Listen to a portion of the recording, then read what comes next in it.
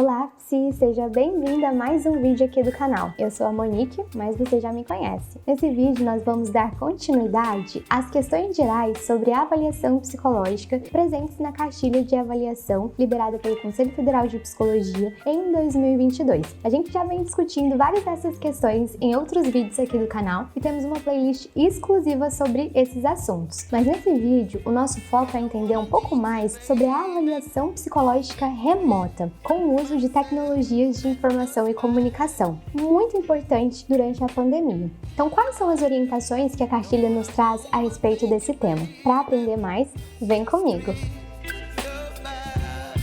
Nós daremos continuidade às questões gerais da cartilha de avaliação psicológica. Nesse vídeo, vamos abordar a avaliação psicológica remota, nos norteando pela seguinte pergunta: quais cuidados a psicóloga deve ter ao realizar a avaliação psicológica mediada por tecnologia da informação e comunicação, conhecida como TICs? Na avaliação psicológica remota, a psicóloga deve respeitar as mesmas questões éticas que são exigidas em um processo de avaliação psicológica presencial. Nós já falamos em outro vídeo aqui no canal sobre as principais questões éticas para as quais a psicóloga deve ter atenção. Então, se você não conferiu esse vídeo, dê uma olhadinha. Mas, além disso, os avaliadores devem primar pela competência com as tecnologias, já que elas serão o espaço, o contexto no qual a avaliação vai se realizar. E para além de ter o domínio, as competências técnicas para usar essas tecnologias, a psicóloga precisa ter clareza dos eventuais impactos que o uso dessas tecnologias e a avaliação nesse tipo de modalidade pode ter para os seus clientes ou pacientes. Então, existem alguns requisitos e cuidados necessários que a psicóloga deve ter ao realizar a avaliação psicológica remota. O primeiro deles se estende para a avaliação não só no contexto remoto, mas aqui também é o cadastro no Conselho Regional de Psicologia da sua região, Então, se você é de São Paulo, precisa ser no CRP de São Paulo, dependendo aí da sua localidade. Tem sedes, Tem subsedes em São Paulo do Conselho Regional, em outros estados também, Minas, Distrito Federal, em Goiás. E além de ter esse cadastro, precisa seguir as resoluções específicas do CFP, com melhor atenção para a resolução número 11 de 2018, a número 4 de 2021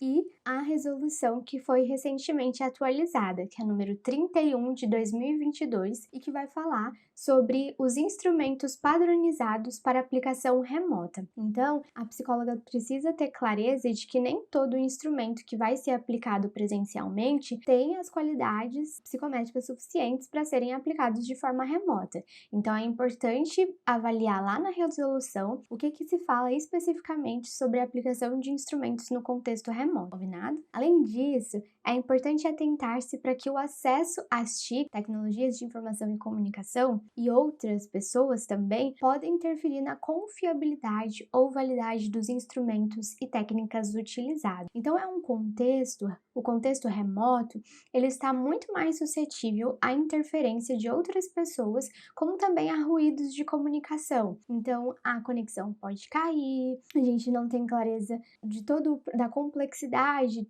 dessas tecnologias e de como elas podem influenciar. Então, são vários outros aspectos que devem ser considerados na avaliação psicológica remota.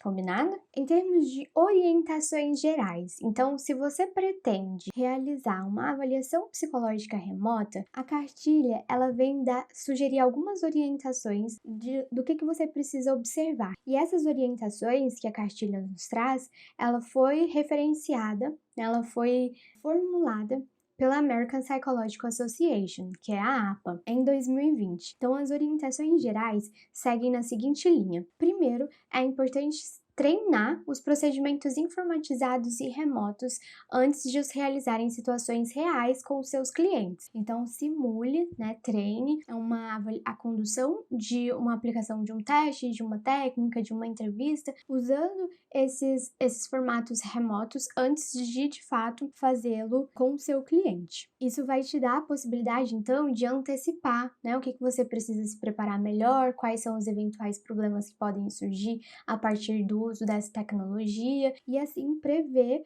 esses impactos na sua avaliação. Outro ponto, realizar monitoramento audiovisual remoto durante toda a administração de um teste psicológico, mesmo com instrumentos auto-administráveis. Então, se um teste psicológico ele for possível de ser aplicado de forma remota, ainda assim você precisa avaliar, né, monitorar como que esse cliente está se comportando ao longo da resposta desse teste, porque é a mesma coisa que se fosse presencial. Você observaria os comportamentos não verbais, comportamentos verbais, tentaria monitorar a situação da mesma forma para conseguir ter outros elementos para ver como que está sendo essa aplicação do teste. Certo? Outro item, observar se as conexões são seguras nos dois lados, que o Wi-Fi seja confiável e que tenha conhecimento sobre as diferentes funções de qualquer plataforma que esteja usando. Então é muito importante você investigar as características dessa plataforma, né? Então, se for uma plataforma específica da psicologia,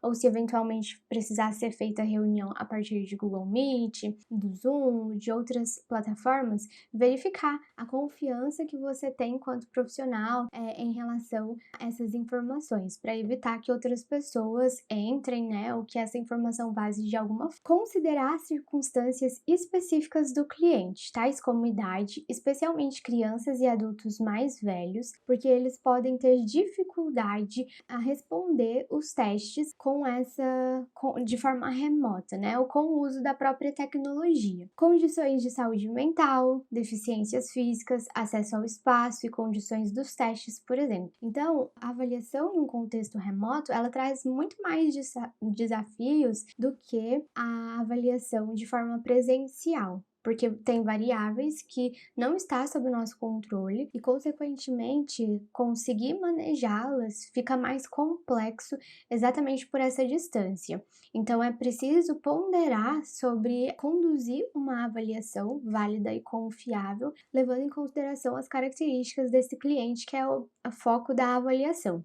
Se houver muito comprometimento, é importante se pensar em outras alternativas, principalmente se a gente fala agora em um contexto em que as atividades profissionais já voltaram ao normal.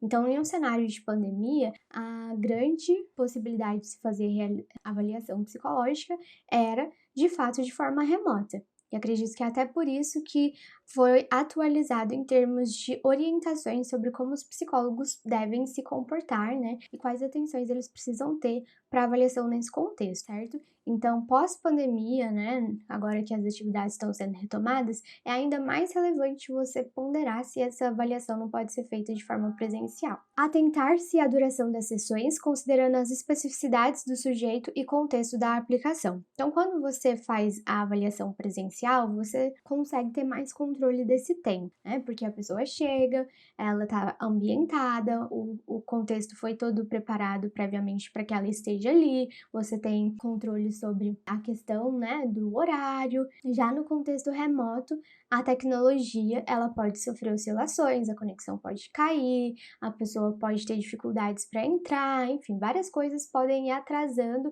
esse plano que se tinha para aplicar as técnicas e os testes nas sessões. Então, vai precisar aí levar em consideração a duração das sessões, que podem ser mais longas. Então, aquilo que você aplicaria presencialmente pode demandar um tempo a mais nesse processo remoto. Finalizar o rapport com o cliente antes de realizar o teste. Realizar, na verdade, o rapport com o cliente antes de aplicar o teste. Então, na verdade, aqui é fundamental, não só no remoto, mas também no presencial. Então, o rapport é esse primeiro contato com o paciente para situá-lo, como que vai ser a aplicação desse teste, para que ele se sinta confortável ao respondê-lo. Então, essa preparação para aplicação do teste, que vai aí esclarecer sobre instruções, para que ele se sinta em um contexto confiável, né?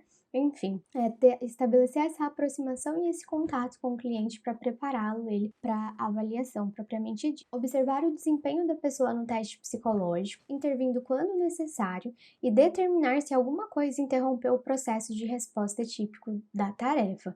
Então, é preciso observar com muito mais atenção a possíveis ruídos de comunicação durante a aplicação dos testes, porque qualquer interferência, ela pode comprometer a confiança nos resultados que foram obtidos. Garantir que o cliente seja realmente a pessoa que está realizando o teste e que esteja em uma sala livre de distrações.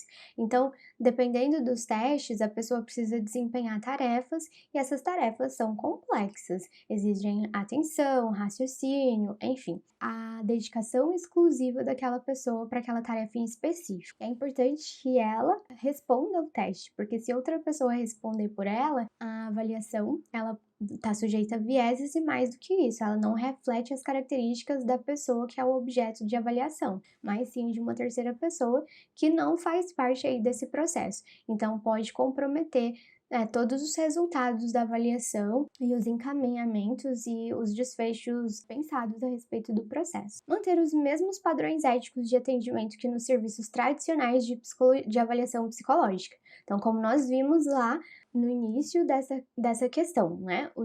As questões éticas, elas devem ser respeitadas nos dois formatos, tendo ainda mais consideração e mais zelo por uma questão da informação coletada com as tecnologias de informação.